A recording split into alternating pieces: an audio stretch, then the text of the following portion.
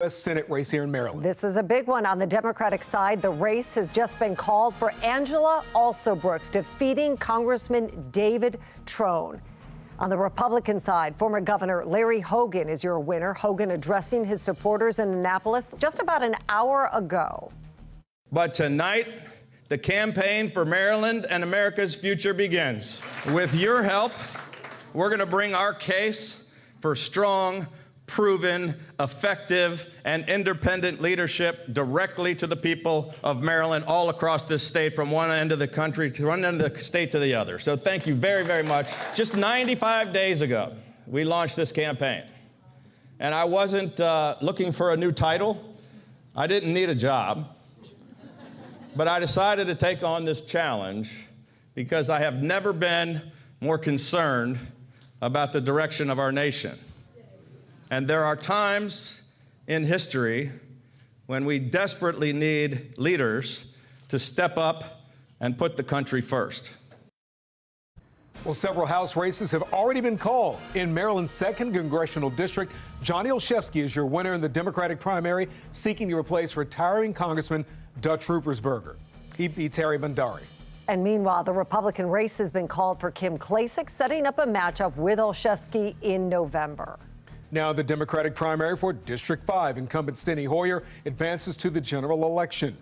In District 7, Kwesi Mfume is the winner in the Democratic side with about 90% of the vote coming in. Incumbent Jamie Raskin also winning his Democratic primary in the 8th Congressional District.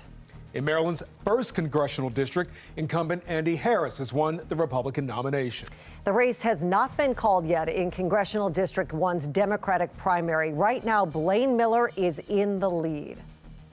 Now here in Baltimore, it is a tight mayoral race as well. Mayor Brandon Scott and former Mayor Sheila Dixon separated by less than 200 votes, with only 8% of the precincts reporting at this point, or 8 precincts reporting. Well, tonight, our team of reporters is spread across the state, getting reaction from candidates as the results trickle in. That's right. We're also joined by a panel of experts. We'll be checking in with them to break down all of the developments throughout the night, including that Angela Alsobrooks win in this primary tonight. Let's get right to Mackenzie Frost with Mayor Brandon Scott's campaign tonight at Baltimore Peninsula. Mackenzie? Yeah, Mary, it is loud in this election night watch party right now. People are starting to really come in. The music is getting louder and louder by the minute, it feels like. And every time the mayoral race flashes up on the screen, this crowd continues to cheer and grow louder as they see the mayor break away and have his lead continue to grow. Earlier today, we spoke with some supporters who say that they were cautiously optimistic. They know that voter turnout was low this year. They were unsure about how that would actually impact the outcome of this race tonight. But I can tell you right now, this energy really seems to be building here in the mayor's election night watch party. It's unclear exactly when we will hear from the mayor himself tonight. I texted and talked to some of his campaign staff. Unclear, haven't gotten a clear answer on that. Earlier today, we talked to the mayor about this race, and he really hammered home the impact that we continue to see of the reduction of homicides and non-fatal shootings. He believes that will be enough for voters to give him another 4 years in office. He says he wants to continue building on the momentum that he has created so far in office. But we also know that public safety remains the top concern for voters, and quality of life crimes continues to be something we hear time and time again from voters. So as we continue to get more results as they trickle in from the Board of Elections, we'll have to wait and see. I know it is a tight race right now. No winner has been called. We'll keep you updated when we hear from the campaign about when we might hear from the mayor himself. He is expected to take the stage right over my shoulder behind me. So when that happens, we'll let you know. But for now, I'm going to send it back over to you guys in the studio. We're live in South Baltimore tonight. Mackenzie Frost, Fox 45 News. All right, Mackenzie, thank you. The party definitely on. Mackenzie is. Keith Daniels is with the Sheila Dixon campaign right now. He joins us live from her campaign headquarters, which is in Remington, not far from us here. Keith.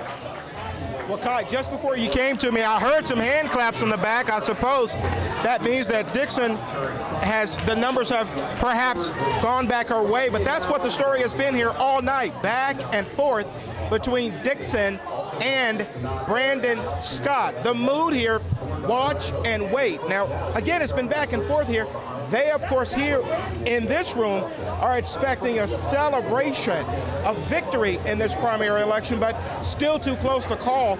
Perhaps what's making a difference, or what could make a difference in the numbers for Sheila Dixon, are perhaps some voters who had intended to vote for Thiru Vignarajah, but of course, as we know, Thiru Vignarajah dropped out of the race, and he encouraged his people to vote for Sheila Dixon. He endorsed her. He joins us now with perhaps more on this back and forth that we're seeing, Thiru. Tell us about that. What do you think of this back and forth? Look, I think everybody expected this to be a close race, and you're seeing the momentum go back and forth. But I think the Dixon camp is right to be encouraged. The precincts that have always been her stronghold have not even come in yet. The places where she was historically weak, she's doing really well. The fact that she's neck and neck and her core base hasn't even been counted, that she won the mail-in ballot early votes, those are all really good signs for the Dixon camp. Now, do you think your voters that you encouraged to vote for her, did what you asked them to do? Look, I'm really proud of them. You can actually see the difference between the early voting and the mail-in ballots. My camp, thank goodness, paid attention, realized that the case we were making for Sheila Dixon had a lot to do with the case we were making for Baltimore, and I'm so proud of them for paying attention and showing up.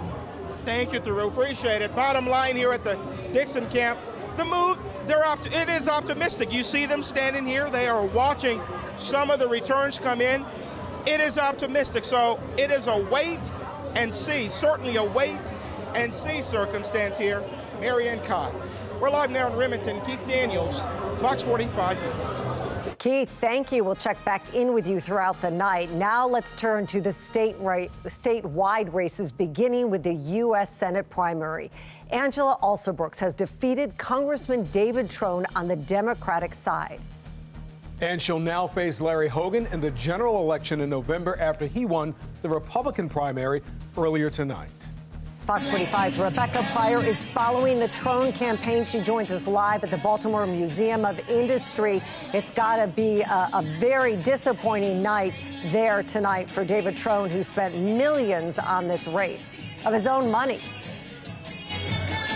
Yes, lots of money spent on this race, although we haven't been able to see the disappointment on David Trone's face because he has yet to make an appearance at his own watch party. Earlier in the night, his campaign was telling me that he was waiting for more of the results to come in, and that win or lose, he would be speaking. So we are still waiting for him to come and hopefully speak to his supporters who, Mary, as you can imagine, are dwindling here. A few moments ago, this room was packed. Now the dozens of guests that were enjoying the expensive catering and open bar are dwindling. And as you mentioned, the location, we're inside the Baltimore Museum of Industry, which is definitely, one of the more exciting watch party locations that I've seen. Obviously, no expense was spared tonight, which really shouldn't come as a surprise to anyone. The co-founder of the national chain Total Wine and three-term congressman spent a whopping $60 million of his own fortune on this campaign, making it the most expensive campaign in state history. And that's compared to Alsobrooks' $6 million, meaning Trone outspent her 10 times over. And it looks like it wasn't enough to beat a strong political backing that Alsobrooks brought to the table. As you said, the race has been called for Alsobrooks, and we also know that she will be facing two-term Governor Larry Hogan in November, who has really raised the stakes of this race. Even though Maryland hasn't elected a Republican to the U.S. Senate since 1980, Hogan's popularity threatens to end that streak. This is control of the U.S. Senate remains up for grabs this election cycle. Looking back at this Democratic primary, though, it was especially negative. Both Trone and Alsobrooks exchanging contentious attack ads against each other. Trone has said that she wasn't qualified for the job, while Alsobrooks accused him of trying to buy the election. However, regardless of how heated the race become, Trone did remain steadfast in his commitment to remain dedicated and endorse the Democratic nominee in this race. We will see what he has to say. Again, no sign of Trone here at his watch party all evening, but his campaign has told me that win or lose, he was going to speak, so we await his speech tonight. Reporting live in Baltimore City, Rebecca Pryor, Fox 45 News. All right, Rebecca, thank you. Now, Brad Bell will have an update from the Alsobrooks campaign in a few minutes. He's in Greenbelt, Prince George's County. Now, let's go to the race for Maryland's 3rd Congressional District. Congressman John Sarbanes is retiring, of course, leaving an open seat there in the Democratic primary. And in the Republican primary, here's what we have as well. This is the 3rd District right here. You can see Robert Steinberger ahead of the challengers in that one. And Maxine Stryker is following the Elfreth campaign, where she is ahead in this race. And Maxine joins us live from Annapolis with more from what's going on there. Maxine? Well, Mary, this race has been extremely closely watched, and as those results come in tonight, they're close as well. But as you mentioned, Elfreth ahead right now with just about 37% of the vote. Larry Dunn trailing at around 26%, and she has maintained that lead pretty much all night with about 30% of the votes in right now. Spirits are high here. Her supporters extremely optimistic.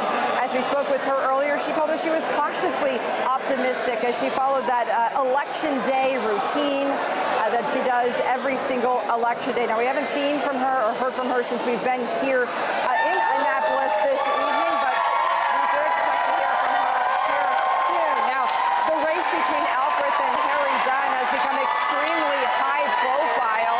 Dunn, a former Capitol police officer, has poured millions of dollars, $4.6 million into this race. Elfreth raising just over $1.5 million. But in recent weeks, the United Democracy Project, which is a pro-Israel group, has spent more than $4 million backing Elfreth, running ads on TV in Baltimore. It's likely, if you have had your TV on, you have seen those ads. We spoke with her about that earlier. She said it came as a complete surprise to her because of campaign rules.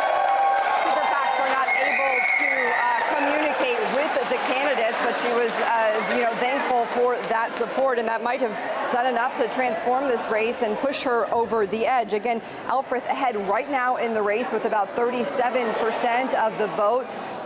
30% of the vote, and then Larry Dunn trailing just behind her. The winner will likely become the favorite to capture this seat in this deep blue 3rd District. Again, we are expecting to hear from her shortly, and we'll be sure to bring that to you when we do. Reporting live for now in Annapolis, Maxine Stryker, Fox 45 News. Maxine, thank you. Supporters there reacting to probably some of the numbers that they are seeing. This is a live look from Harry Dunn's campaign in Ellicott City.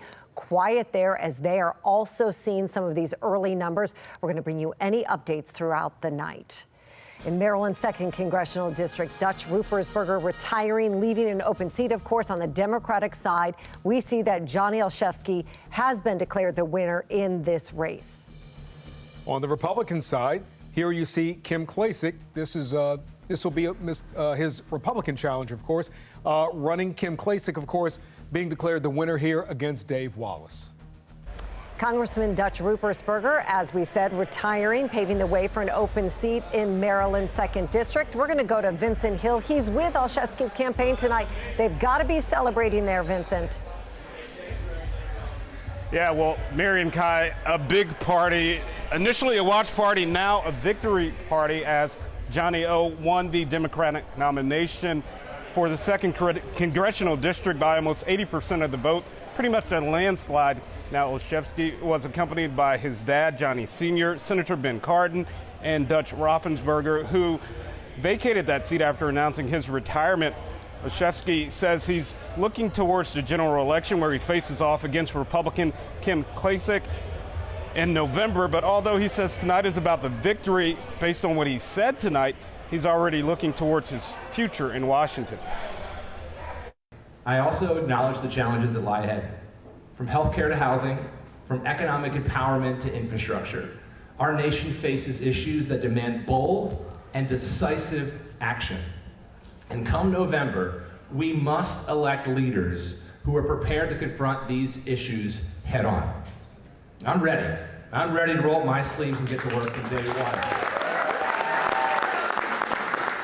It's time for a new generation of leaders in Washington, and we'll lead the same way we've led in Baltimore County, by working together, delivering results, and forging compromise without compromising our values. And of course, if Johnny Olszewski wins the general election, that will open his seat as county executive.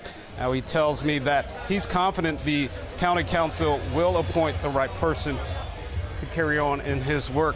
Now, of course, Senator Ben Cardin was here earlier, and he told me that he's confident that the general election will go pretty much like tonight's results. For now, we're live in Baltimore. Vincent Hill, Fox 45 News. All right, Vincent, thank you. Well, a big victory party underway for the Angela Alsobrooks campaign.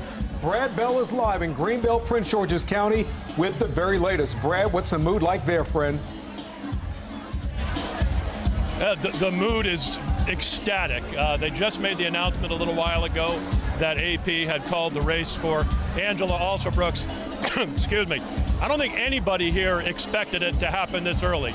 They've been looking at the polls. They've been feeling their trends over the last several weeks once she started putting her commercials on the air, and they felt that they were gaining, but they didn't really know that they were gaining as much as they apparently had. And so they are absolutely thrilled. Coming into the evening, I can tell you that her people expected this to be a thank the supporters night, and we'll see you to celebrate in a week once they count all the mail-in ballots, because there's still about 200,000 mail-in ballots out there. But it's, it is a full-on party. I spoke to Maryland Comptroller Brooke Learman just a little while ago. She was an early endorser of Alsobrooks. Alsobrooks endorsed her when Learman ran statewide. And she said essentially the same thing, that as the word got out, the voters started to gravitate towards Angela Alsobrooks. And she said quite bluntly, they couldn't be bought by the $62 million or so that David Trone poured into this election. That's what Maryland's comptroller has to say. And, she said in her mind, they saw through it. Angela Alsobrooks may not be a familiar name, or was not a familiar name in Baltimore City, but she is very well known in the D.C. market, Montgomery County, Prince George's County. She was state's attorney for 2 terms, and she's been reelected as the county executive. So she gets a lot of airtime down here. She's built up a lot of support down here. And though Trone ran ads with those who had endorsed her, just about everyone else was endorsing Ms. Alsobrooks. I'm trying to listen right now. So Steny Hoyer, former House Majority Leader, is about to come up to the stage, reelected to the 5th District in Maryland. Excuse me, a little bit of scratchy throat already here tonight. He has been a huge supporter of Angela Alsobrooks for her entire career, something of a mentor, and he is certainly ready to celebrate. So I'll send it back to you guys right now. It is a full-on celebration party here. Thank you, Brad Bell. We'll go back when she takes the podium. We're going to go to Zeke Cohen. He is speaking right now. He is in the lead, or he's about to speak. He is in the lead for the city council president race. Let's listen in.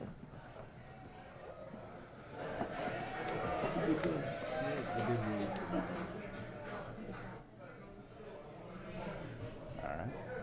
How y'all feeling? Come on, how y'all feeling? Look, I am incredibly excited to welcome to the mic our amazing campaign chairman, the great Ray Kelly.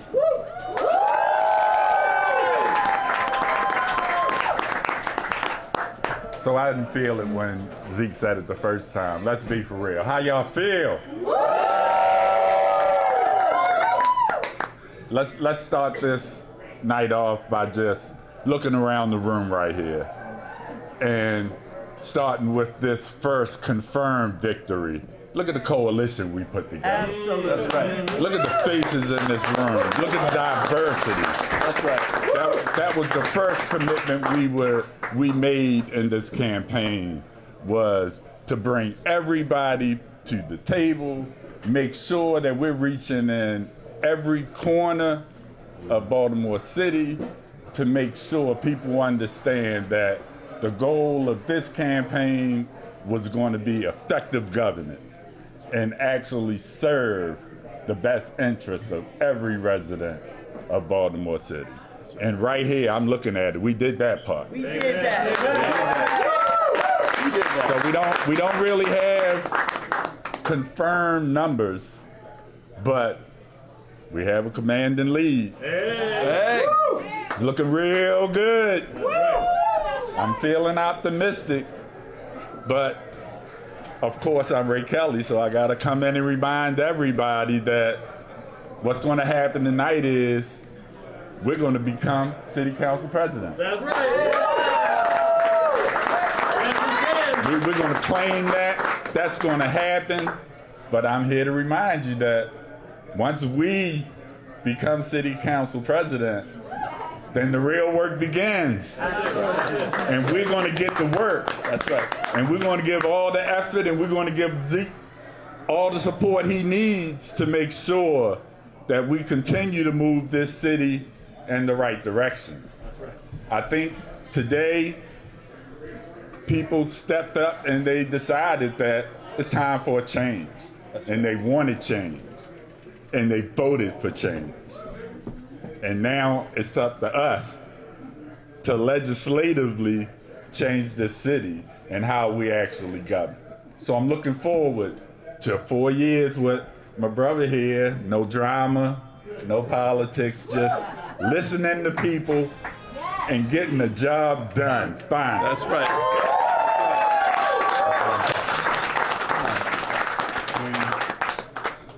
I'll end it with this, is we talked about this 5 years ago, and Zeke felt like he wasn't ready, and I had to respect that.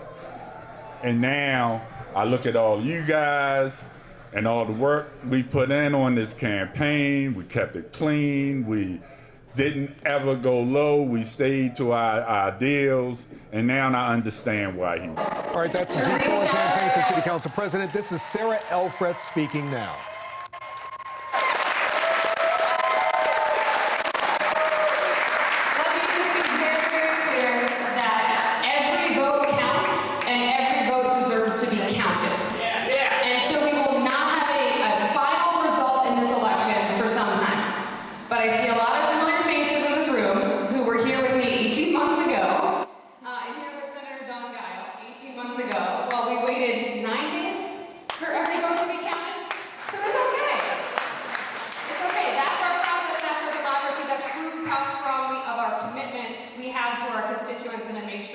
that they are represented. So let me just give the speech I was going to give regardless of the outcome, and just say from the bottom of my heart, thank you. I'm going to try to do this by memory, so I hope I don't forget anybody. But I want to start with my parents, Nyla and Jim. If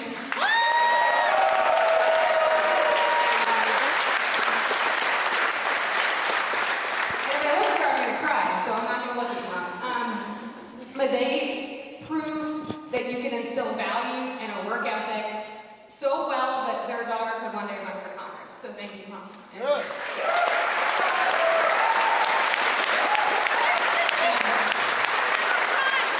want to thank my partner, Eric, who's on his way, but is just an incredible, supportive being. And when I was making the decision to run, he left me totally alone to make any decision I wanted on behalf of what was best for the district, which was wonderful. I want to thank my colleagues who aren't just behind me, but the folks in the crowd, my teammates in governing, because nothing gets done alone. It is a team sport, and you all have proven that tonight. So thank you.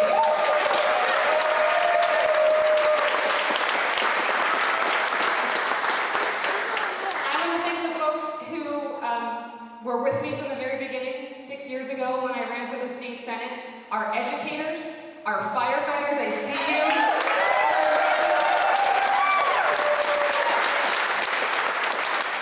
Our organized labor, our environmental groups, Sierra Club and LCC. I want to thank a great group of women, elect Democratic women, the Democratic congresswomen from this country who stepped up last week to support my campaign, and I am so grateful and hope to serve with them in January. I want to thank no election can be won or lost on anyone's own, and I say this every Saturday and Sunday when we're knocking on doors. I wish I could knock on every door and make every phone call I can. This campaign has been fueled by grassroots effort. And so to everybody who knocked a door and made a phone call and gave a dollar and stood at a poll today, please know how grateful I am to you. From the bottom of my heart, thank you very much.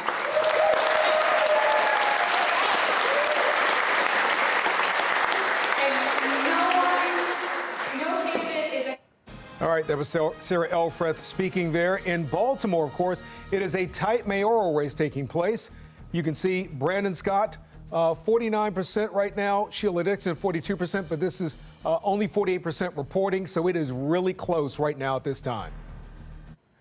Well, the Board of Elections is out with its results release schedule right now. Right now, the board is releasing results for the 8-day early voting period, as well as any mail-in ballots that have been counted before Election Day. The votes cast today will be counted throughout the night. However, there are still mail-in ballots that will need to be counted. Ballot counters will resume that process, counting mail-in ballots on Thursday morning at 10 a.m.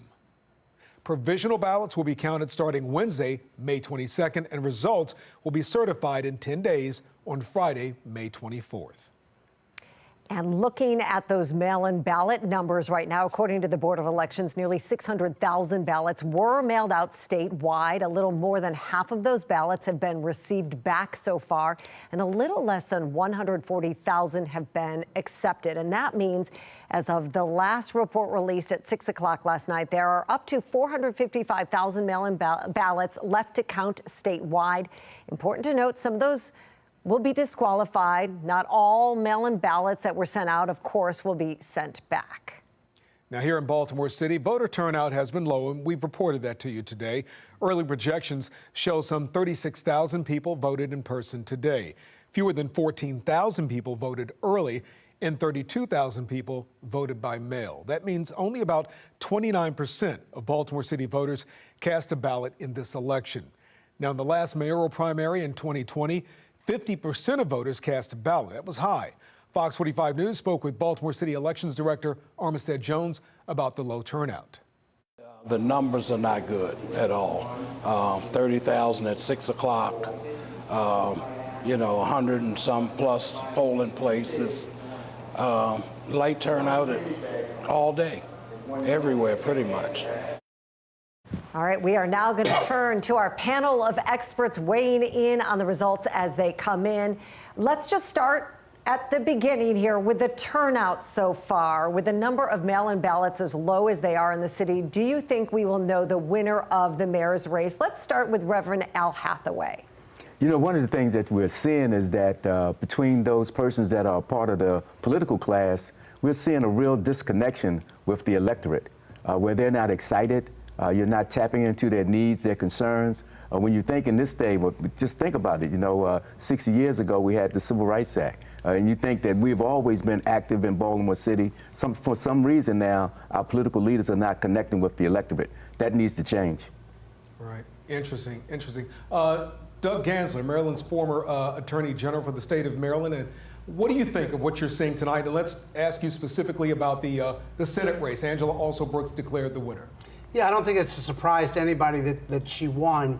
I think it is a little bit of a surprise that she won this quickly because David Trone, who spent probably by the end of the day will have spent $76 million on top of the $30 million he spent to get into Congress. So he's a well-known name. His ads were like a screensaver for most of us throughout Maryland, but he could have spent another $100 million, and it would have been very difficult to overcome the demographics of this race and the fact that the Democratic Party itself coalesced behind Angela Alsobrooks very early, very quickly, very strongly to bring out, even though there was low turnout, her turnout was able to come out because of the organizational advantage that she had over David Trone. All right, let's hop over to John Deedy. John, we're looking at a Hogan-Alsobrooks general election. What does that say to you?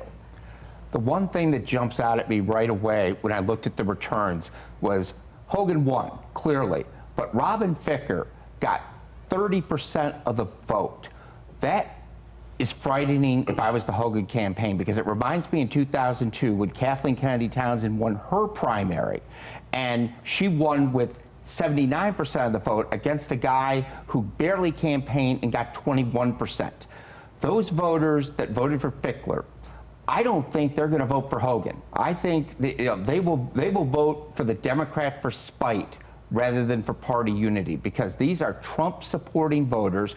Hogan has made it clear from the beginning he is anti-Trump. So it's going to be a little more difficult for Hogan really to win this race, because he's got a group of people who he just can't get their votes. Yeah. And David Williams, before we close out here, got to ask you about the mayor's race in Baltimore. Still kind of close to call. We see Brandon Scott ahead, but there's a lot left to be counted, correct? There's a lot to be counted, but the numbers do look good for Mayor Scott right now. And you really have to look at some of the dynamics. The Key Bridge collapse, right? He showed that he was a leader during that, and that's happened within the last month. And that's what you want, is to show that sort of leadership in the last month. And what I think is fascinating is the person who didn't endorse him, Ivan Bates, may actually be helping him, because you have crime that, obviously crime is still a problem, but you have fewer homicides. So the dynamic is fascinating in Baltimore City and what's happening with the mayor. And I think that, those two factors could push him over the edge at this point. All right, panel, stay with us. We're going to turn to you for your expertise all night long. As we head to break, let's take a look at some of the results in the city council districts. We'll be right back.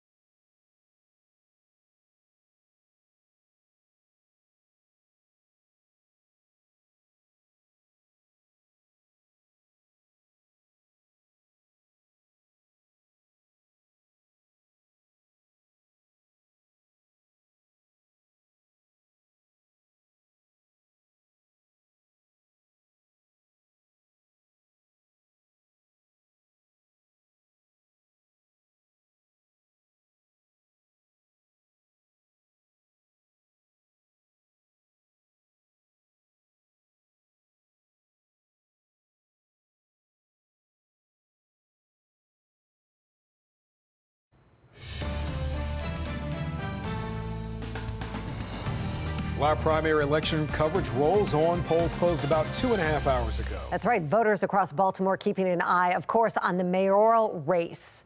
And let's take a look at the results that have come in so far, with 59% of precincts reporting Brandon Scott is ahead with 51% of the vote to Sheila Dixon's 41. And it's interesting, last time we looked at this, Sheila Dixon was at 41%. So the bump has come for Mayor Brandon Scott at this point.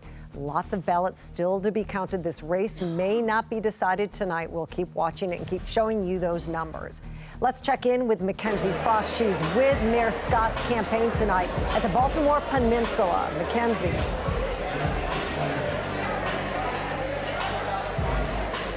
All right, Ty and Mary, we're going to try this again, and you can hear the music continuing to get louder and louder, and with that, the energy just is building here at the watch party for Mayor Brandon Scott. Each time we see more results, this party gets a little bit rowdier as Mayor Brandon Scott continues to widen his lead over Sheila Dixon. Now, as we are watching these results come in, we also have to keep in mind the significant number of mail-in ballots that have yet to be counted, but that is not deterring these supporters here from cheering and really celebrating each little update that we get.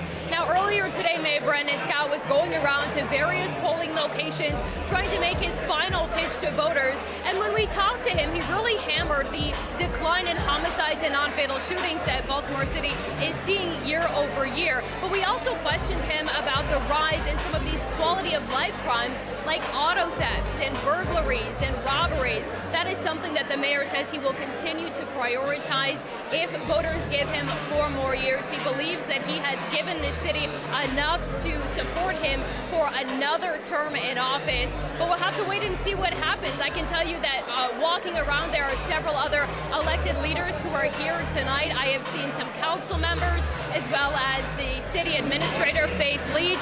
Supporters continue to trickle in. Still no word yet, however, from when we will hear from the mayor himself. It's unclear if he's here in the building tonight as of right this moment. Still working to try and find out a timeline when we'll hear from him address this crowd on the stage behind me. But for now, the energy continues to be high. We'll have to wait and see these results as they keep trickling in as the night gets a little bit later. We're live in South Baltimore. Mackenzie Cross, Fox 45 News. All right, Mackenzie, thank you, everybody. Hold on to your patience. It'll probably be days before we actually know the results here. Keith Daniels is with Sheila Dixon's campaign, live at her campaign headquarters in Remington. Keith, any sense of the mood there at the Dixon campaign right now? Kai and Mary, they are still watching and waiting. Now, we just stepped out into the other room earlier. Sheila Dixon is on the other side of that room, on the other side of that wall there. She has not come here inside to the stage area just yet. I did talk to her about the numbers and what we're seeing so far in these numbers, with Brandon Scott apparently with a significant lead at the moment. Officially from her campaign, they are telling us it is still too early to call, according to one of her campaign managers. He says, Luca, he says it's still too early to call, and according to the data that what they're getting from their workers in the campaign field, it's too early to call it yet. They're still holding out hope. They are optimistic, and again, it is all about watching and waiting until the very end here at the Dixon campaign. Now, Ivan Bates was also here just moments ago. I saw him hugging Sheila Dixon. He said, well, I have to leave now, I have a day job, but he is lending his support to her. Other people here, they are dwindling out, knowing that Sheila is in the other room. They have dipped over there to see what Dixon is talking about at the moment. I asked her if she wanted to go live with me at this time, if she wanted to come out and talk to the people at this time. Again, they said it is just simply too early for Miss Dixon to make any type of statement at the moment. So on her mind, top of mind for her, still at this hour, a winning attitude. We're live now in Remington. Keith Daniels, Fox 45 News.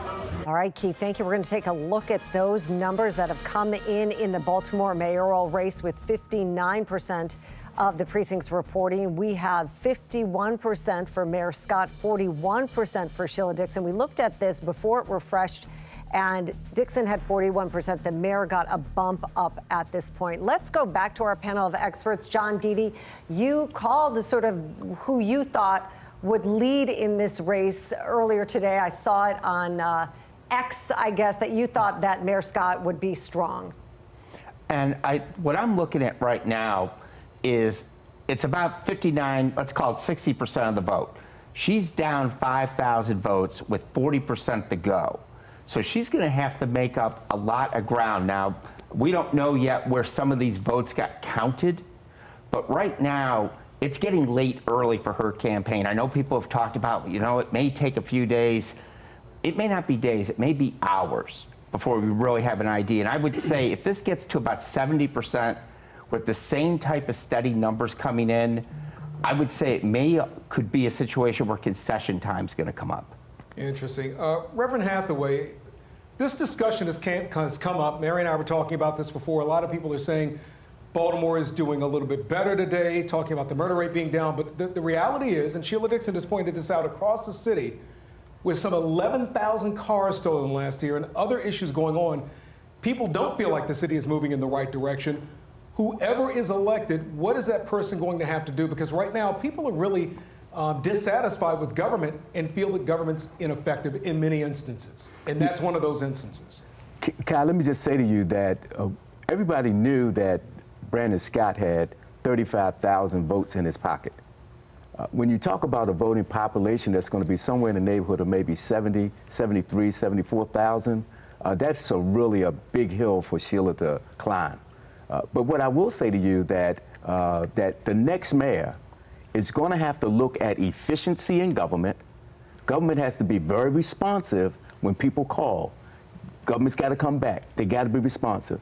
The next thing is that government has to paint a vision that includes everybody. You can't lean to, I like the Inner Harbor, or I like this project or that project. You're going to have to respond to the needs of everybody in Baltimore City, and you cannot get away from education. Education is the key to improving the quality of life of people of Baltimore City. Well, you educate people, you don't have crime. I'm sorry, Reverend. Baltimore City may have a new city council president. Zeke Cohen speaking right now. Let's listen in to see what he has to say. He is leading over Shannon Sneed and Nick Mosby in this race. And I will be proud and humbled to be your next Democratic nominee to be the city council president of Baltimore.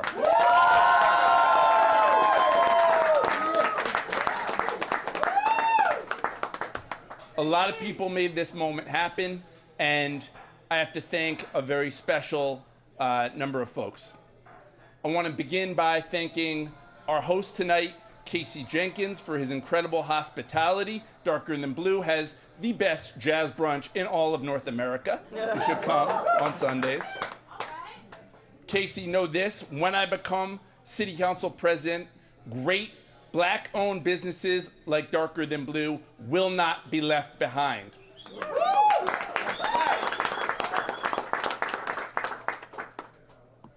I want to thank my brother Jake, my godmother Jane, my best friends Jared and Emily, my parents Joan and Lou,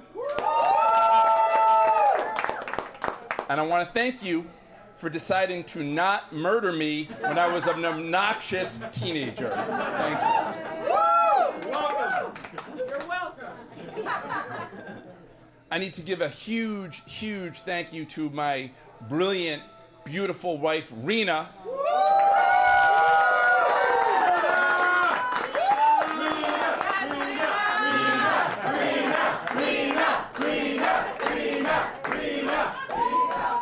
Thank you for putting up with all the nonsense of this past year. Campaigns are hard, but they are particularly hard on candidate spouses. That is why this year in our household, Father's Day has officially been canceled, and it is now Mother's Day 2.0.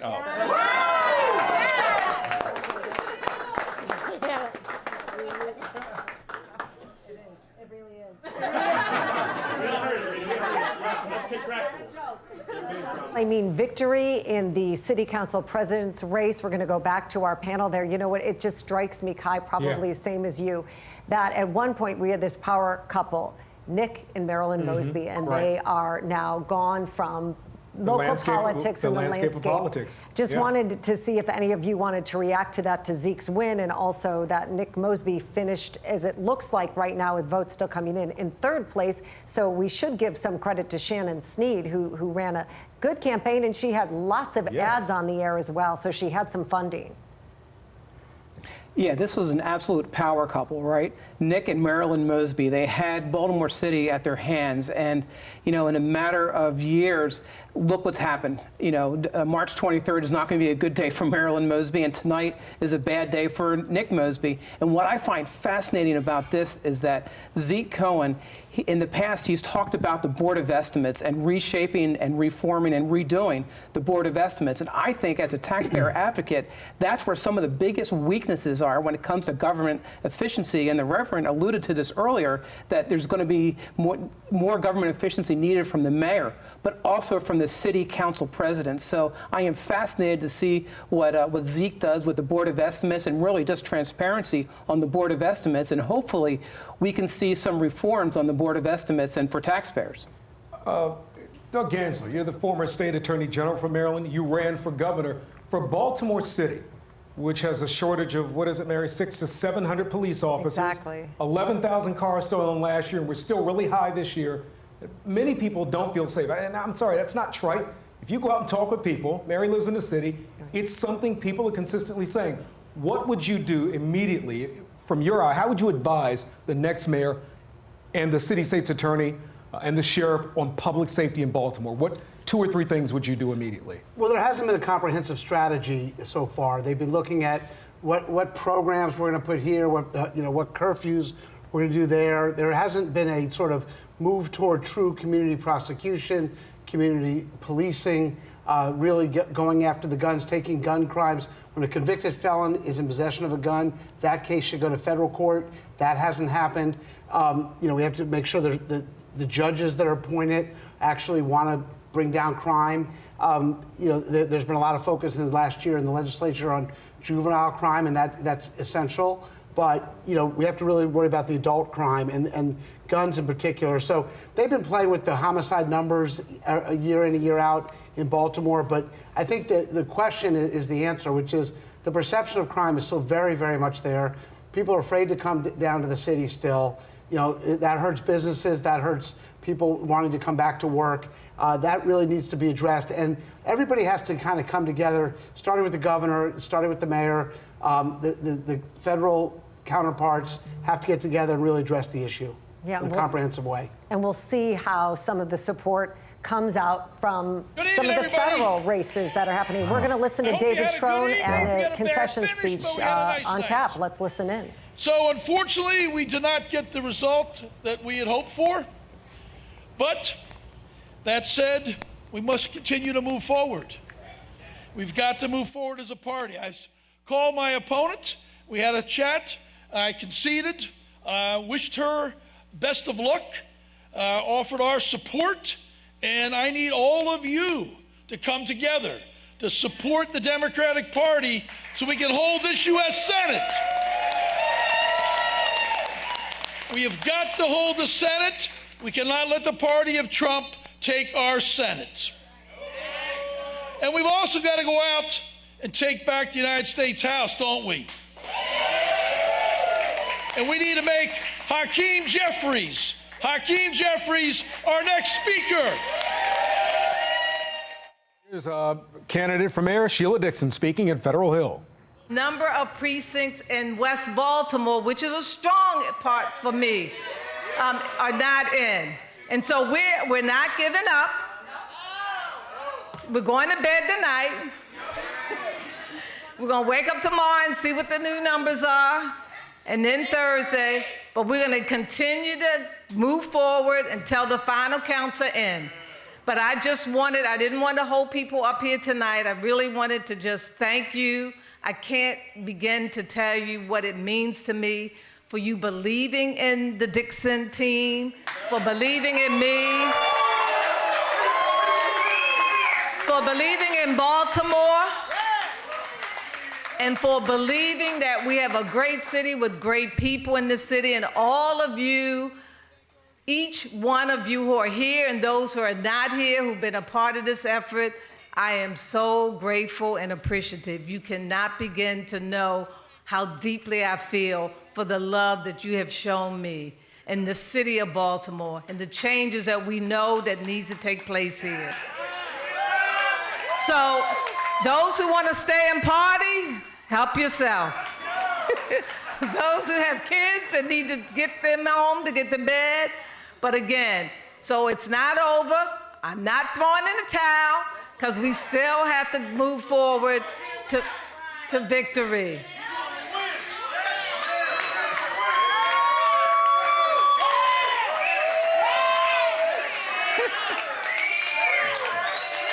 So I don't know about you, but all right, Robin.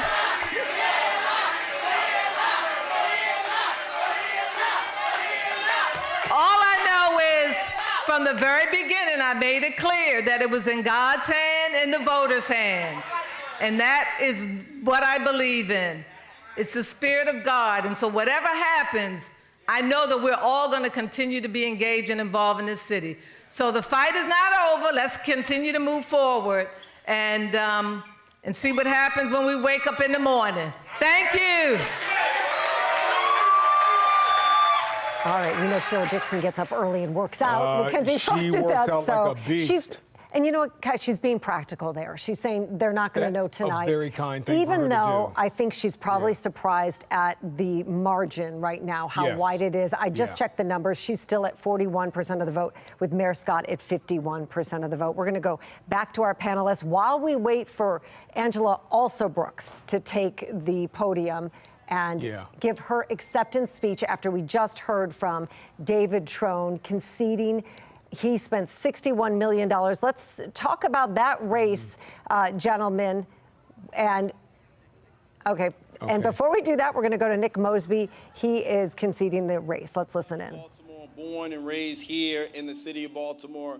You know, I understand the importance of resilience and the importance of fighting.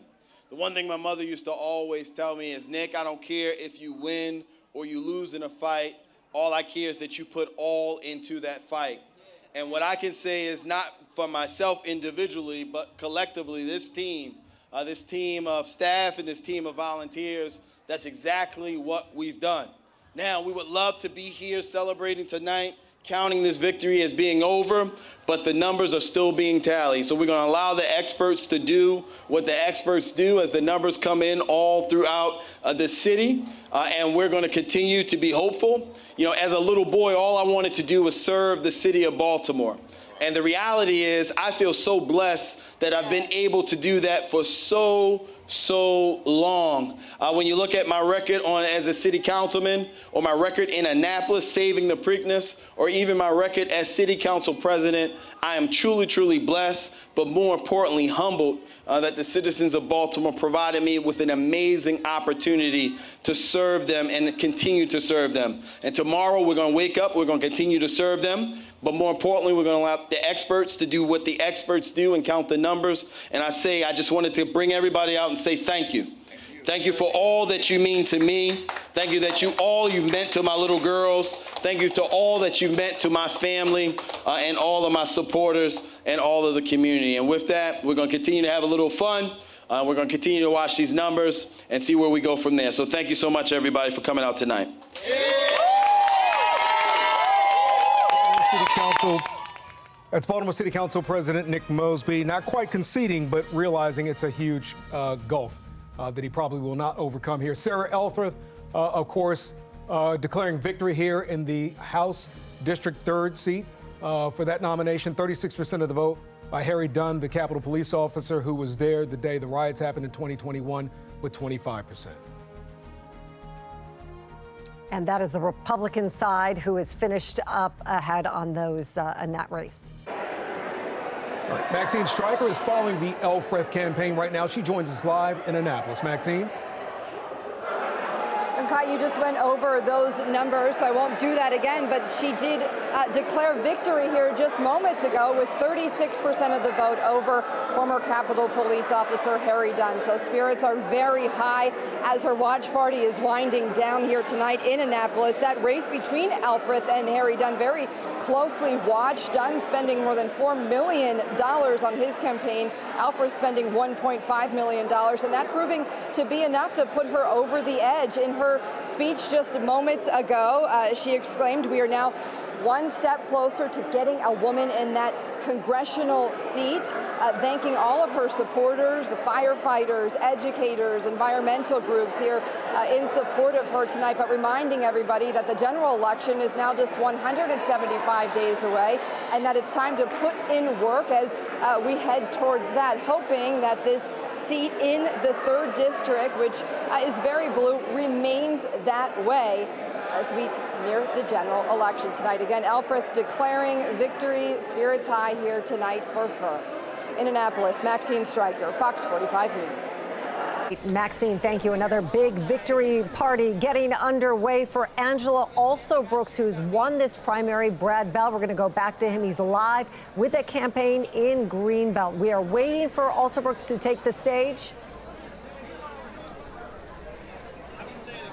Yeah, that's exactly right. We expect to hear from Governor Wes Moore as well. He's going to speak, and then Senator Chris Van Hollen, and then Ms. Alsobrooks will be speaking. And of course, those have been two of her biggest supporters. We all saw the Trone commercials where he had his endorsers from Prince George's County. Well, she had more endorsers from Prince George's County, 7 of the 8 senators and the majority of the county council, and she had Wes Moore and she had Chris Van Hollen. And their belief is that that their commercial where they said we're with Angela and they appeared next to her, they believe that really made an impression on voters. They only started airing it in the last couple of weeks, and you know they believe that that's a large part of their victory. So we're going to hear from Governor Wes Moore. We've already spoken to Senator Van Hollen. We've heard from Steny Hoyer. All of them are now flipping the switch from this race against David Trone to the coming race against Larry Hogan. And you know they're going to be repeating some common themes an awful lot over the next several months as they try to unify. And we heard Mr. Trone say they're going to try to unify and get together to beat Larry Hogan. The Angela Alsobrooks crew, they felt they were going to win. They had confidence in their strategy. They were waiting. They were holding their money until voters really started to think about the race in the last several weeks. And they believed in their candidate. And you know, one of the things we've been hearing again and again and again is that the $62 million couldn't buy the Maryland voters. And what Alsobrooks had built was support from the grassroots, from the bottom up across the state. They believe that's made the big difference. So I'm going to send it back to you guys right now. And certainly, you know, you're going to want to take a look when the governor speaks and then Angela Alsobrooks, and we certainly expect her to immediately begin her attack on Larry Hogan. Send it back to you. All right, Brad, thank you. We'll continue to monitor what's going on there. Well, former Governor Larry Hogan is your winner in the Republican primary on this side of the ticket. He addressed his supporters in Annapolis early this evening, about 9 o'clock, saying if he wins the Senate seat, it will not be business as usual in Washington, D.C. But today, Washington is completely broken because that kind of leadership, that kind of willingness to put country over party has become far too rare. And America is at a dangerous, critical crossroads. Most Americans are thoroughly convinced that we are hopelessly divided, that Washington is completely dysfunctional, and that our entire political system is fundamentally broken. The voices of the exhausted majority are often ignored in deference to the demands of the loudest and angriest few who seem hell-bent on tearing America apart. Enough is enough. All right, we're going to take a look at some Baltimore City Council results here. In the 12th district, Robert Stokes is behind at this point with 61% of the vote reported in. Jermaine Jones is leading with 51% of the vote, but that is a very, very close race for Council District 12. We'll be right back.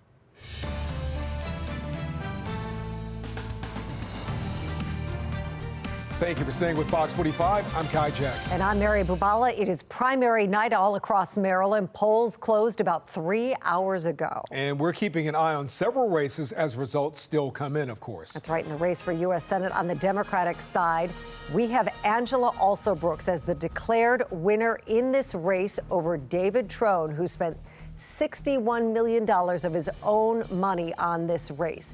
Now, former Governor Larry Hogan is the Republican frontrunner. He is the declared winner in this over Robin Ficker. But Robin Ficker taking 30% of the vote. He is a strong Donald Trump supporter. Larry Hogan is not. In the Baltimore mayoral race, we have Brandon Scott leading this race over Sheila Dixon. These numbers have not changed that much, with 72% of the vote in. That's right.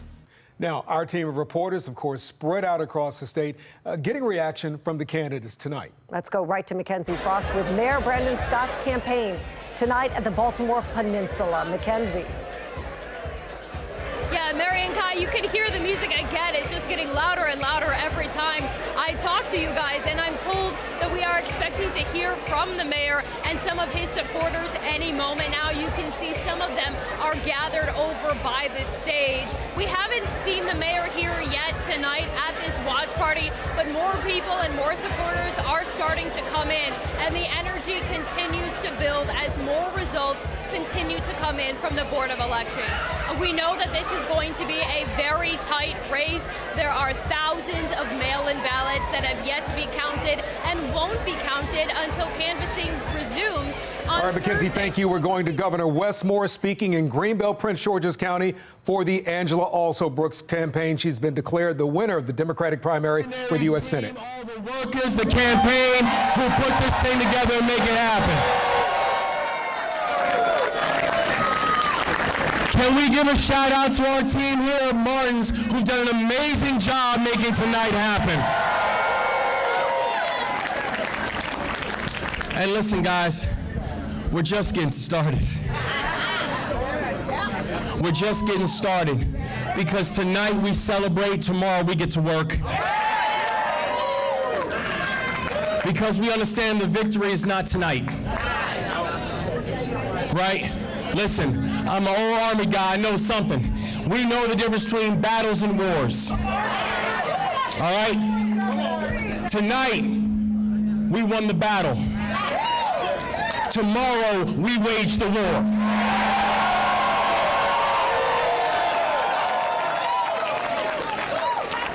And we're not losing. There is too much at stake. There is too much on the line. There's too much progress that needs to be had. We know right now we have people who came before us who have been asking for this moment, who've been fighting for this moment, who've been sacrificing for this moment. And y'all made it happen. And we know that there are those who are still yet unborn. Still yet unborn, who are praying that we don't miss this moment. Who are hoping that tomorrow morning we can wake up with the same urgency, with the same fight, with the same belief.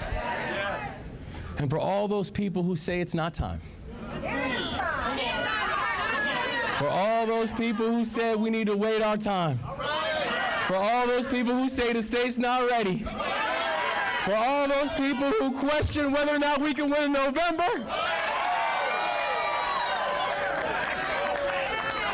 y'all, this war is waged, and they've never seen an army like this.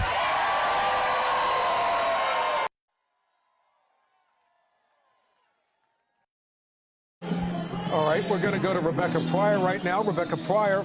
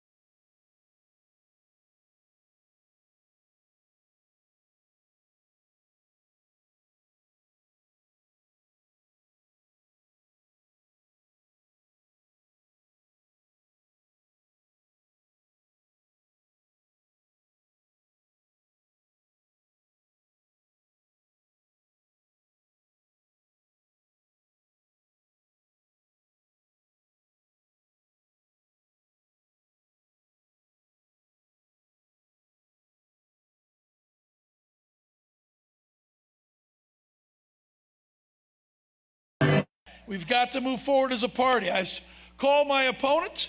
We had a chat. I conceded, wished her best of luck, offered our support, and I need all of you to come together to support the Democratic Party so we can hold this U.S. Senate. We have got to hold the Senate. We cannot let the party of Trump take our Senate. In total, that speech was maybe 5 minutes long. It was short. It was sweet. Trone simply saying that voters need to get out and they need to vote blue no matter who, no matter what the race is come November, even though he obviously took a loss here today. In total, I'd say Trump was maybe only even at his watch party for maybe 10 to 15 minutes. He darted out the door and refused to take any questions from press, as he also refused to take any questions from us at the polling locations this afternoon. Reporting live in Baltimore City, Rebecca Pryor, Fox 45 News. Rebecca, thank you. As we wait for Angela Alsobrooks to take the stage after Governor Moore finishes speaking, we're going to look at the City Council 12th District. Robert Stokes is losing this race right now.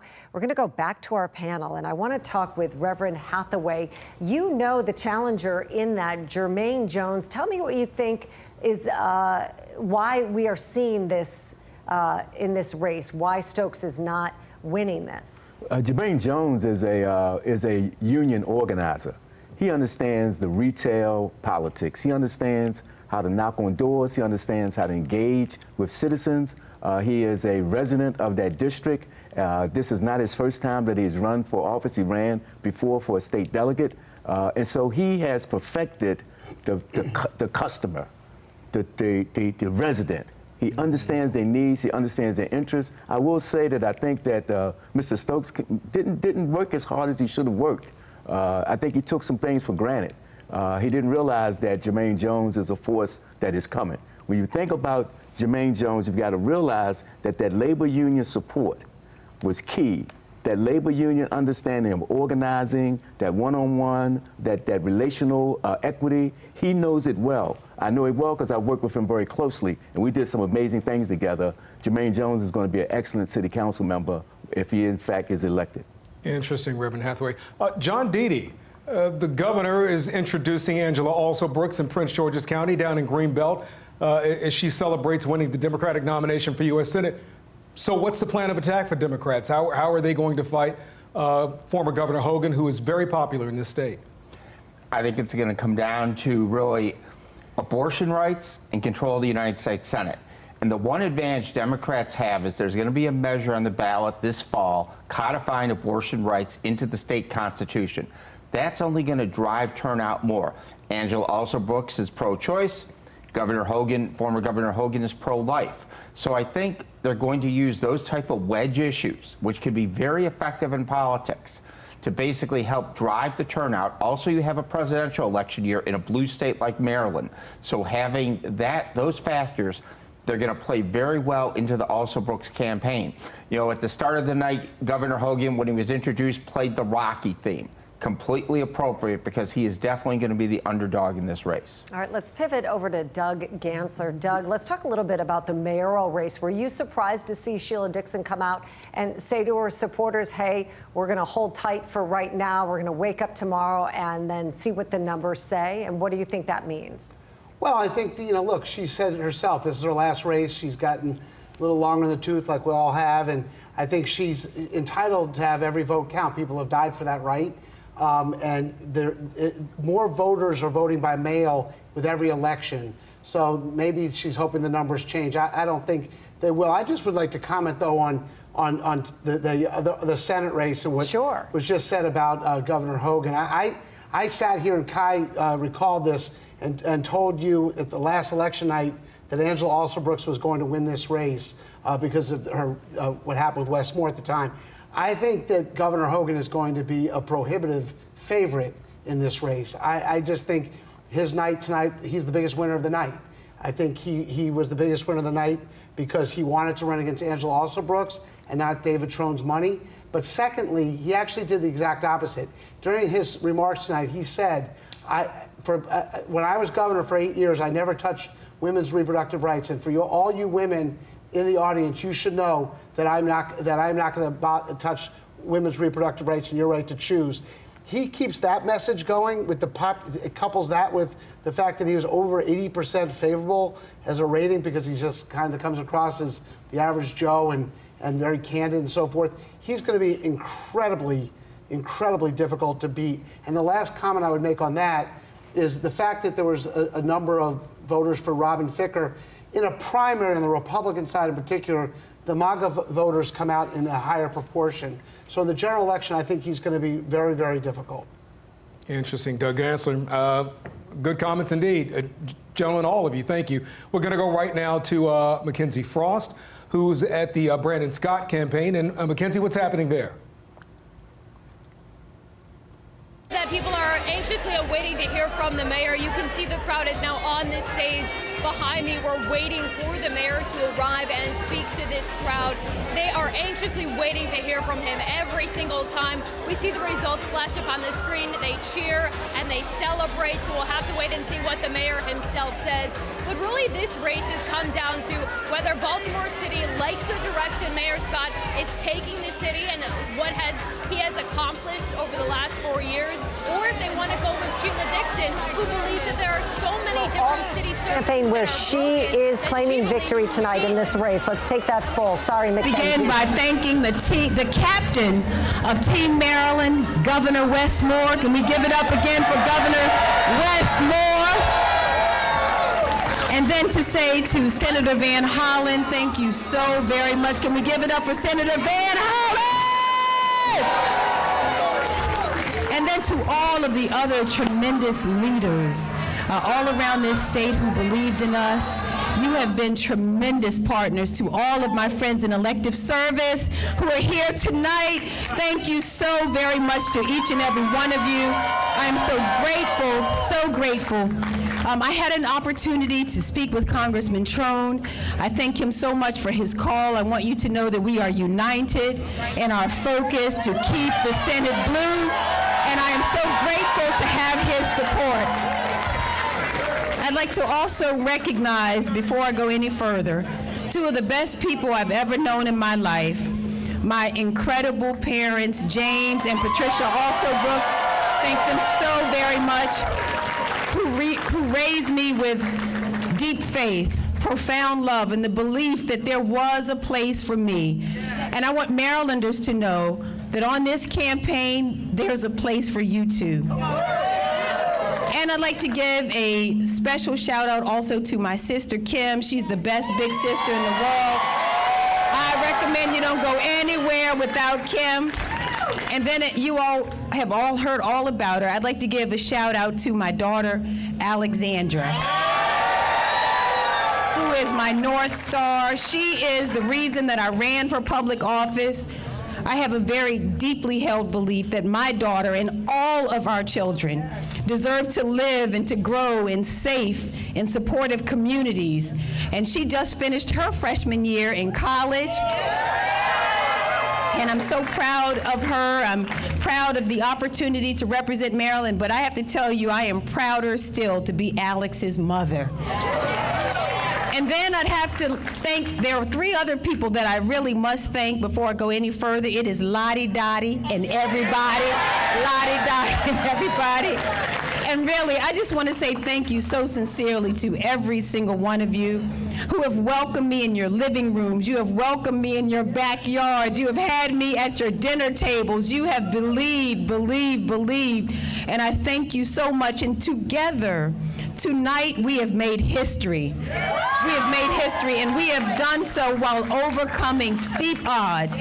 So for anyone, hear me, who has ever felt counted out, overlooked, and underestimated, I hope you understand and share this moment and know that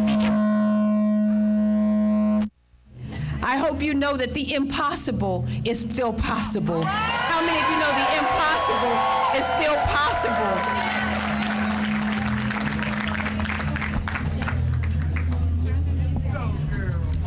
Thank you for that. And I am fully aware, and I know that you all as well, that stories like mine don't generally make it to the United States Senate. My mother worked as a receptionist when she retired. My father was a distributor at the Washington Post newspaper. And I have to tell you, my sister and I would beg him to take us on his delivery routes. We would go to bed, we were so excited about it that we would go to bed fully dressed and go there about midnight. We knew we'd be waking up with him at 1 and 2 o'clock in the morning to go with him in the middle of the night on his truck. And whether it was cold, it doesn't matter what it was, we were so proud to be with him, to ride around in that big white truck that he was driving. And on those early mornings, I remembered one night in particular, when as he was preparing to throw the newspapers off his truck, he said to me, you know, I jump up and down on this dirty truck, so you'll never have to. And I understood so clearly what it meant, because you see, my parents didn't have the opportunity to go to college, and they made it their mission to make sure that I could and that my sister could. And so we know what it's like for hard work to happen. I know what it's like to struggle, and I didn't fully understand at that time their focus on building a better future for me until I had my own daughter. And I know that I wanted Alex to be able to play outside, to be safe, to be able to play without fear, and to feel safe in our home, and to understand that if she could dream it, she could do it. And that's why I decided to run for state's attorney. You recall that no woman had held that job before, and not only did I win, during my time in office, we cut violent crime by 50%. But I also understood that public safety is so much more than just reducing crime. I understood the urgency to address the issues that brought people to the courthouse in the first place. Understood about failing schools, health care that's too expensive and out of reach, a lack of treatment for addiction and mental health struggles, and jobs that didn't pay a livable wage. These are the issues that I've focused on as Prince George's County Executive, and I am so proud of the progress that we've been able to make in education. We've broken ground on 10 new schools. We've built the county's first cancer treatment and addiction center. We brought major investment like the brand new FBI headquarters to Maryland. Yes. And so I want to take a moment, and if you would allow me, I have to acknowledge the super bad and incredible people of Prince George's County. Yes. You should know that you are the heart and soul of our campaign. Your faith in me as a prosecutor, county executive, and now candidate for Senate is something that I will never take for granted. But there's more work to do. And thinking about what's on the line in this election, I hear the stories of those I've had the privilege of meeting all across our state. Seniors like my father, who thought that they would retire but are back at work to cover the cost of medication and groceries. Young families who find new ways to stretch $1 each month so that their kids don't miss out on the class trip or the team sport that they love so much. Patients who are holding off on treatment because it was too far or too expensive. Healthcare providers who worry that political games in Washington will prevent them from giving their patients medically necessary care. Women all across Maryland who fear that politicians will take away our right, our fundamental right to make our own health care decisions. These are the stakes of this election, and it's why our work must start tonight.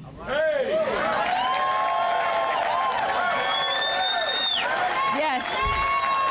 Now, I want you to know, and we're accustomed to this, so you know that the fight ahead will not be easy. There are a lot of people in our state who say, oh, you know, it's Maryland, it's a blue state. We can worry about another race someplace else, is what people say who are looking at us tonight. No.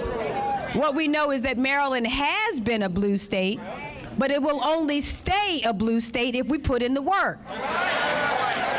Because Larry Hogan, his BFF Mitch McConnell, and Donald Trump's Republican Party want to flip this seat. And let's be extremely clear about who Larry Hogan is. And one of his first acts as governor, he canceled the critical Baltimore Red Line project, sending back $900 million to the federal government instead of investing in a transit project that would have provided a fundamental opportunity for our communities. you should recall as well that in one of his last acts as governor, he vetoed legislation to expand abortion care access. But listen, don't worry about that because Governor Moore signed those measures into law just last year. Now, Larry Hogan has said he's a lifelong Republican, and if he's elected, he will give Republicans the majority that they need to pass a national abortion ban. And you should also be clear that he will not support a national law to protect abortion rights. He will not oppose anti-choice judges, including nominees to the U.S. Supreme Court, even in the wake of the reversal of Roe versus Wade. And given these positions, it isn't all that surprising that Larry Hogan called abortion rights an emotional issue for women. Well, let us be extremely clear about who we are. In Maryland, we stand up and fight for each other and our fundamental rights. We will always protect the right for women to make their own health care decisions, and come November, Larry Hogan will understand that we do not need any help at all managing our emotions.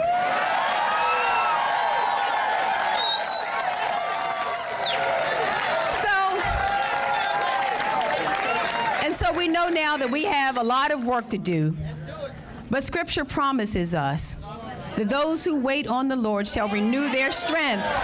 They shall mount up with wings like eagles. They shall run and not be weary. They shall walk and not faint. I am not weary. And I know that we are just starting the work to build a coalition rooted in our values and our faith that together we can reach the future we desire for ourselves and for our families. I am not weary. And I know our coalition doesn't require us to agree on everything as long as we respect each other. And I hope that in these next few months, I have the opportunity to earn the support of those who did not vote for me in this primary and others who haven't made a decision on their ballot for the fall. I am not weary.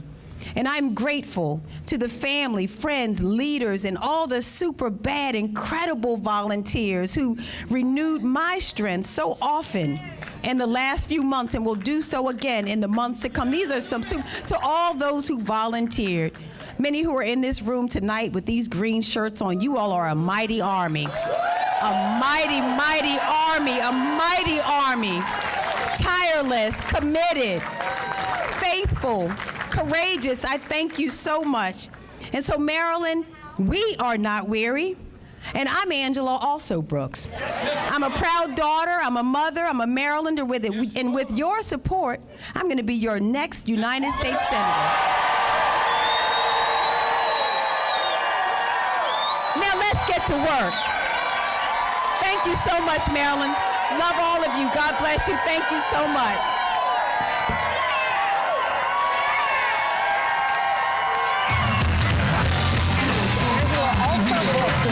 Inspiring victory speech.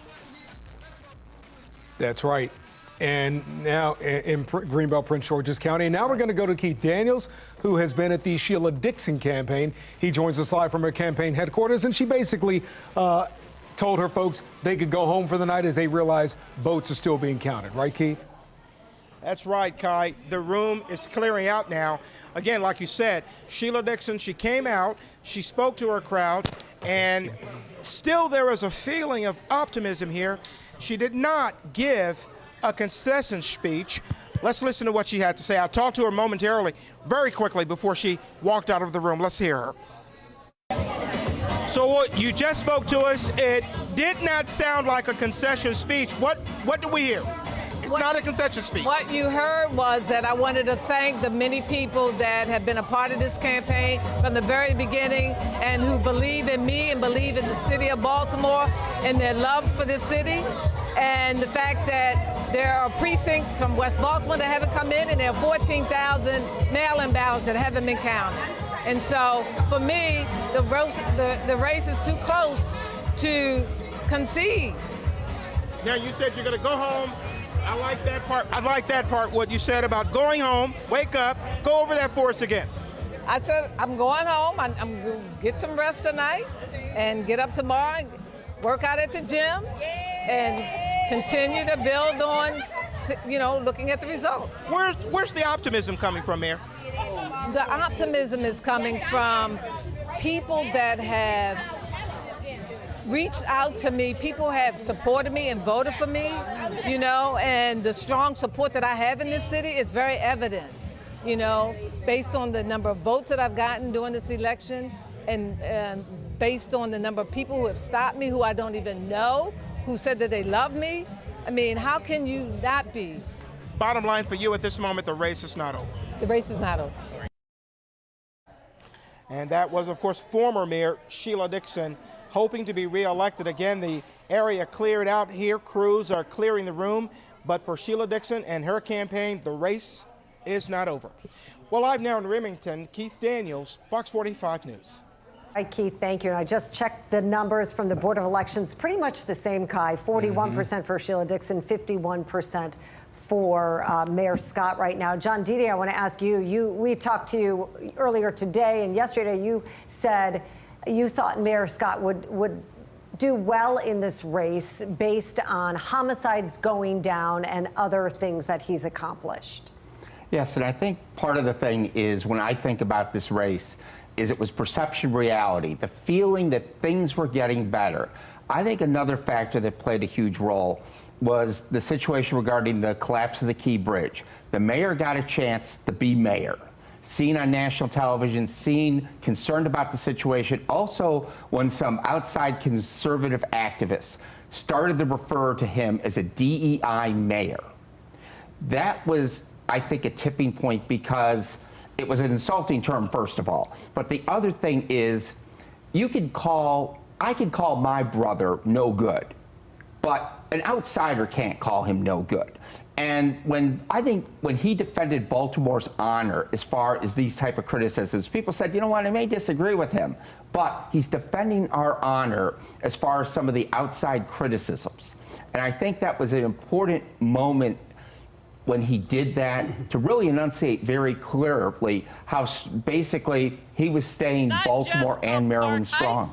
And we should mention, John, before Kai asks another question of our panelists, that is Sharon Green, Middleton City Councilwoman, speaking at the Baltimore Peninsula, and we are expecting Mayor Brandon Scott will take the stage very shortly. We don't expect a victory speech tonight from him.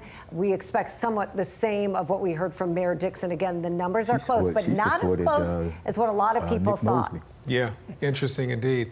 And so he's got the percentage that lead you're talking about. David Williams, I want to get you in the mix here too, kind of dovetailing off of what John Dede was talking about. David, you're there, right? Yeah, okay. So let me ask you a question first. The mayor certainly has had some victories, and if you look around Baltimore, it's transformative. There are buildings going up, there are schools going up. There's a lot of things happening in the city, but at the same time, there are critics who say, with this administration in particular, it's been very siloed. There are complaints, and I hear them from people I know in city government, police officers who say they don't get communication from City Hall. What are your thoughts about, again, whoever wins, what they're going to need to do to bring that kind of excitement back and the idea that government is functional for the citizens? Yeah, so the mayor's had a lot of victories. He's also had a lot of money from the federal government. We're talking about more than $600 million in federal relief funds, and he's been doling that money out to nonprofits. He's expanded Safe Streets, and he's had that opportunity. When you're an incumbent and you're given $600 million, you have that opportunity. Now, things are still struggling in Baltimore City, and the one thing I look at are the property tax rates, highest in the state, highest almost in the country and surrounding area. And the mayor wants to rebuild the city, and what he's done is put a lot of money into one pot. That's Harbor Place, right? This is going to be hundreds of millions of dollars of taxpayer money at the state level, at the local level, and this is what he has supported and he's going to move forward with, and I believe it's going to be on the referendum in November.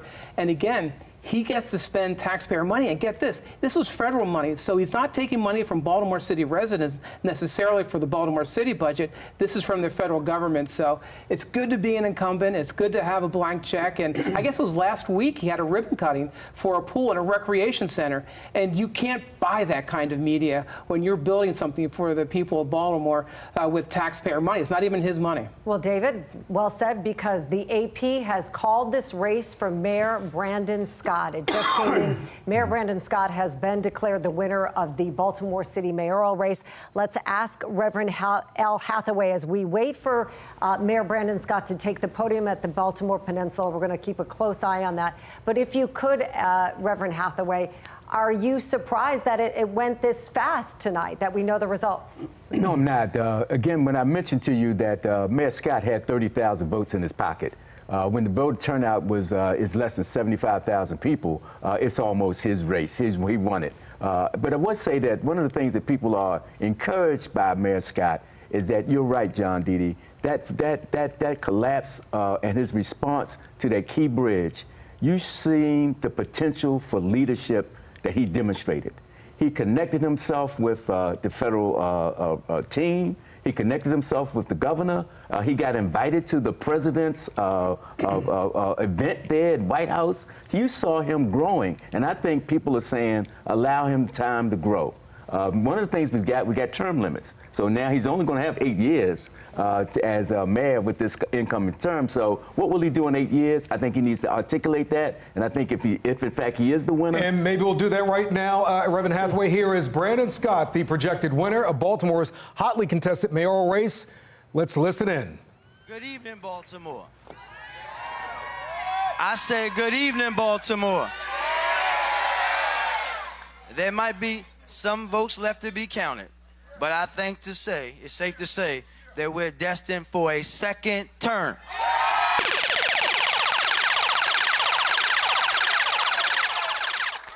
And Baltimore tonight, you said very clearly that your democracy is not for sale. No matter how rich they are. You have confirmed once again that the naysayers who underestimate our city will never, ever understand what truly makes Baltimore great. We overcame the odds, including a Trump-loving Republican super PAC that spent hundreds of thousands of dollars telling lies about our city, ignoring the progress that we have talked about, and we still won. But, y'all know me, a victory tonight means that the work has just begun.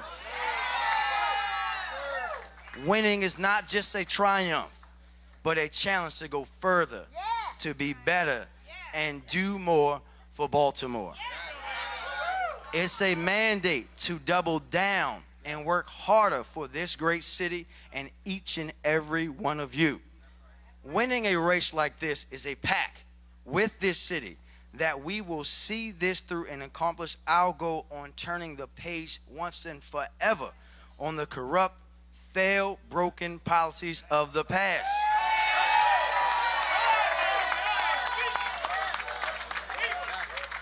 This election was about a clear choice. A choice about what kind of future we wanted to see for Baltimore. Would we allow scandal and corruption to keep City Hall distracted from solving our problems? No, sir. No, sir. Or would we leave with integrity required to achieve greatness and deliver real change for our communities? Will we go back to simply saying our kids are our #1 priority?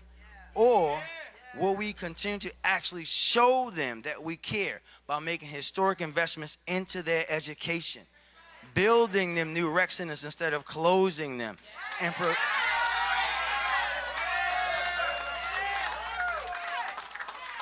and providing opportunities that should have been provided all along? Will we go back to the broken, failed policies of mass arrests and zero tolerance?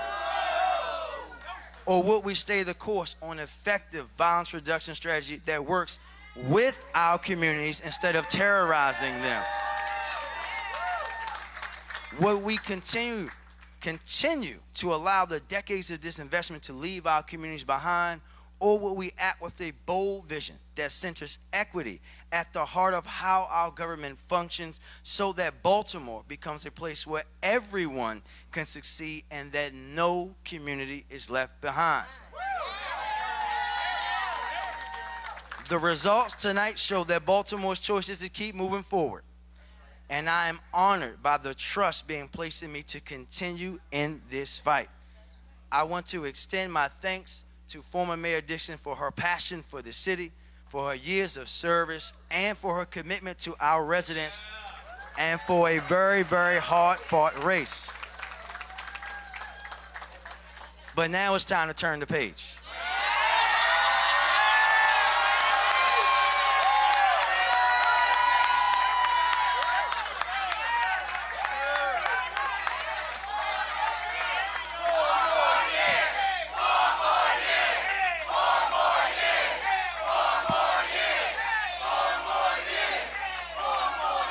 Baltimore, we are going to finish the transformation that we started this past 4 years. Together, we achieved the largest reduction in homicides Baltimore have ever seen. And together, we're going to work this year to beat that number. Together, we've invested more in our young people than any administration before.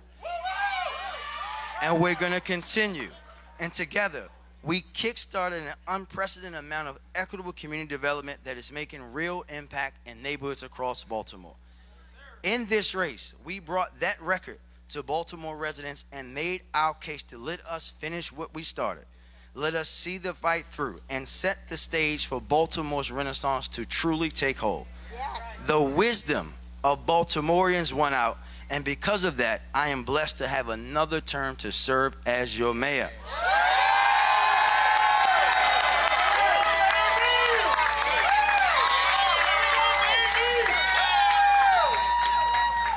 And I'm sorry, I was going to say congressman, but I can't say that yet.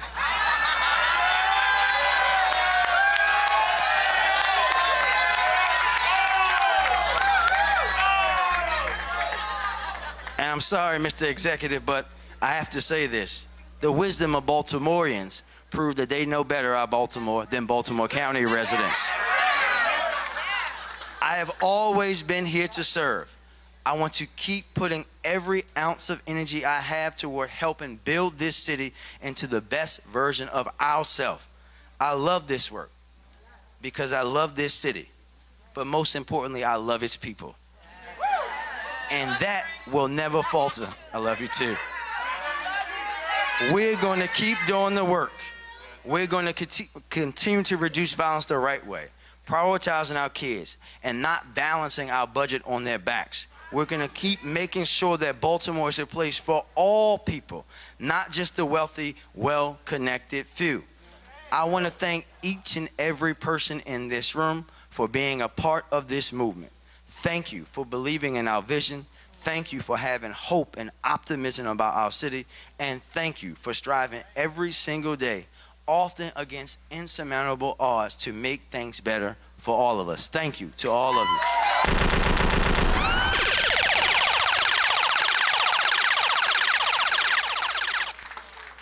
I want to give a best shout out to the best staff that a mayor has ever had. Let's give them a big round of applause.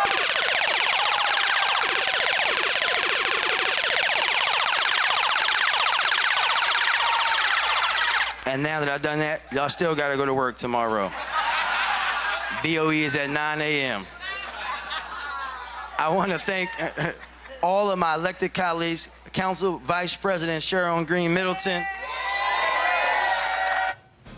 All right, we're going to take a look at these numbers as Mayor Brandon Scott is declared the winner in the Baltimore mayoral race. He is ahead of Sheila Dixon by more than 5,000 votes. At last count was 73% of that vote in tonight. All right, let's check back in one more time for final thoughts with our panelists tonight. John Dede, I'm going to start with you, and we can work our way around the panel like this. Mary and I talked about something that I think voters need to hear tonight. Decisions typically, and we can look at this one and tell, are decided by a relatively small number of people. Is that accurate or not? With this election, you really saw a small amount of voters really out there voting. The activists in primaries, the people who participate and vote in them are more community activists and community based. They're the ones that are going to get more involved. The casual voter doesn't pay attention to primaries. And I think that's what we really saw in the Alsobrooks race, and we saw it in this race also. David Williams, your final thoughts on tonight. Lots of big victories out there, pretty decisive.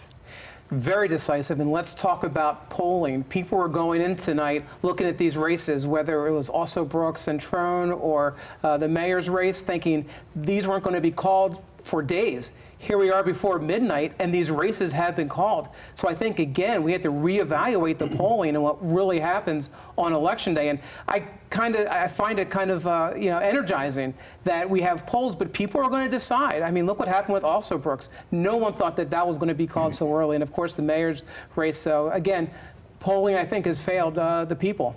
And last mayoral race in 2020 between Dixon and Mayor Scott and a few other candidates, it took 10 days to get results. Right. There was an issue in the District 1 and some of the reporting, and it was the first time they were dealing with the volume of mail-in ballots because of the pandemic.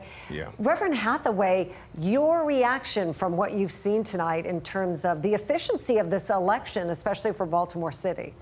I think the real challenge is that the community now is really going to have to step up.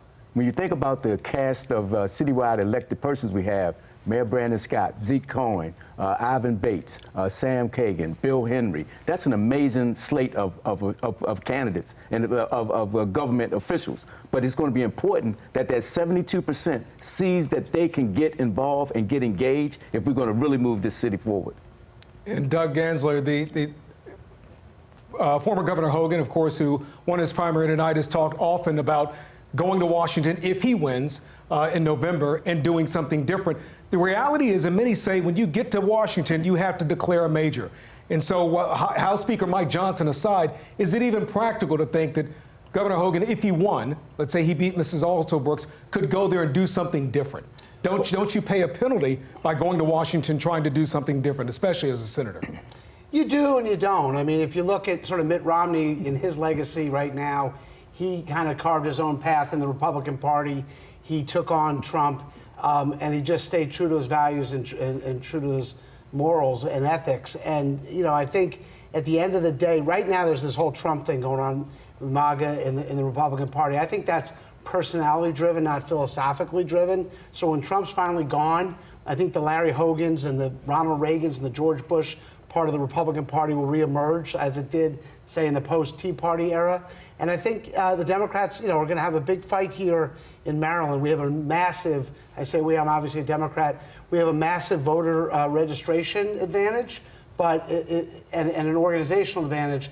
But Larry Hogan is an extraordinarily popular governor, was an extraordinarily popular governor, and he's very strongly moving to the middle and toward those independents and soft Democrats and soft Republicans.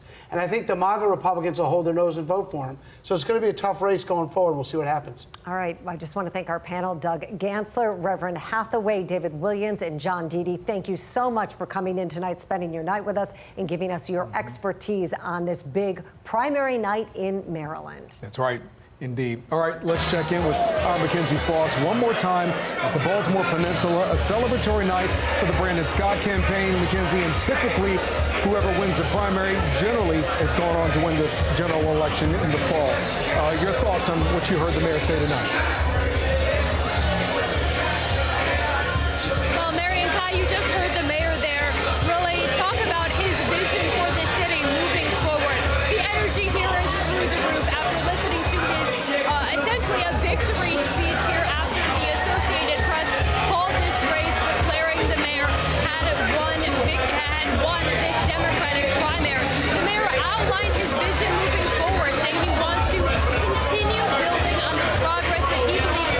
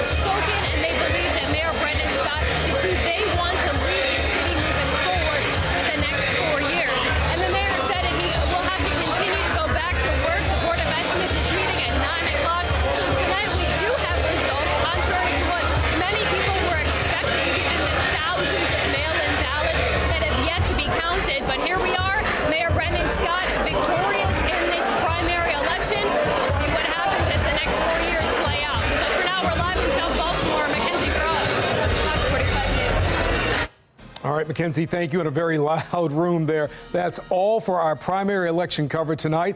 Live coverage continues in just a few hours with Fox 45 Morning News starting at 4:30 a.m. That's right. We will have the latest results and more expert analysis. Thank you so much for staying tuned and watching our extended election night coverage tonight. I'm Mary Bubala. And thank you, my partner. Always a pleasure to be here working with you. I'm Kai Jackson. Have a good night. We'll see you in a few hours.